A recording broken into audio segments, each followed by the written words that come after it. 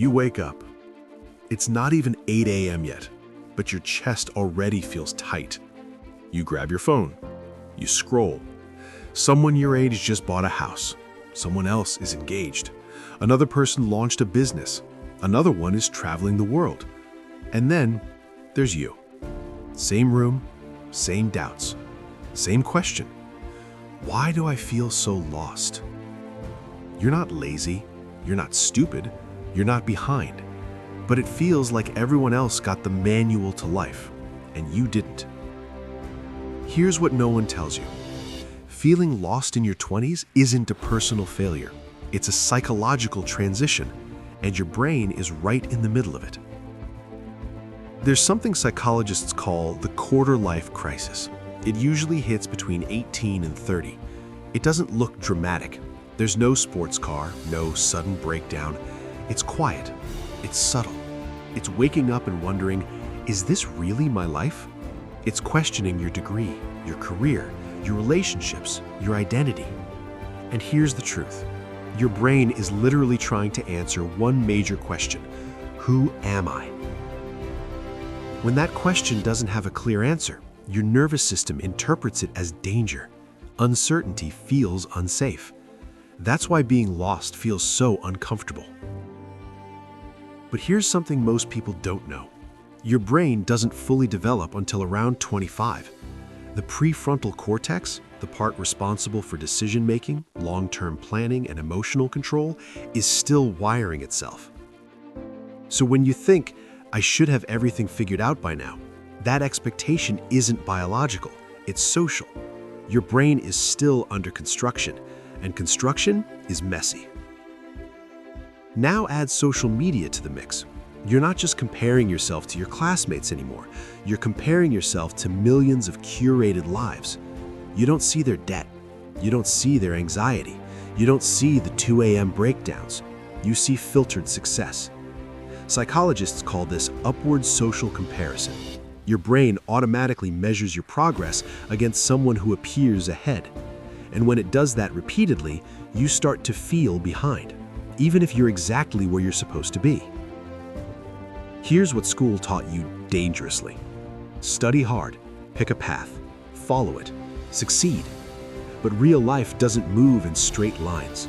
Careers shift, interests evolve, dreams change. Your 20s are not meant to be stable. They're meant to be exploratory. But exploration feels like instability, and instability feels like failure, even when it's growth. Now you're also living in the most choice-heavy era in human history. You can switch careers, move countries, start a YouTube channel, learn anything online, reinvent yourself completely. It sounds empowering, but too many options overwhelm the brain. This is called decision paralysis. When you have infinite possibilities, your mind struggles to commit, and when you don't commit, you feel stuck. Not because you're incapable, but because your nervous system is overloaded. Here's where most people get trapped. They think clarity comes first. I'll start when I know exactly who I am. But psychology shows the opposite. Clarity comes from action. You don't find yourself by thinking. You build yourself by doing, trying, failing, adjusting, repeating. Identity isn't discovered in silence. It's constructed through movement. And here's something almost nobody admits. Most people your age feel the same way. There's a phenomenon called pluralistic ignorance. It means everyone privately feels uncertain, but publicly pretends they're confident. So you look around and think, I'm the only one confused. Meanwhile, everyone else is thinking the exact same thing. You are not uniquely broken. You are normally human. Feeling lost is not a sign you're behind. It's a sign you're aware. People who never question their direction often drift for decades. But you're reflecting, you're analyzing, you're asking hard questions. That's not weakness, that's growth in progress. So what do you actually do? Stop asking, what is my purpose? Start asking, what's my next small experiment? Not a 10-year plan, a 3-month test. Take a course, apply for something scary, build something small. Try and fail fast. Shrink the timeline. Your brain handles small experiments better than massive life decisions. You don't need to have your entire life figured out at 23.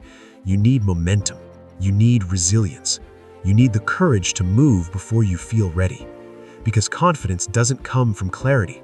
It comes from evidence. Evidence that you survived risk. Evidence that you adapted. Evidence that you didn't quit. You are not late. You are not behind.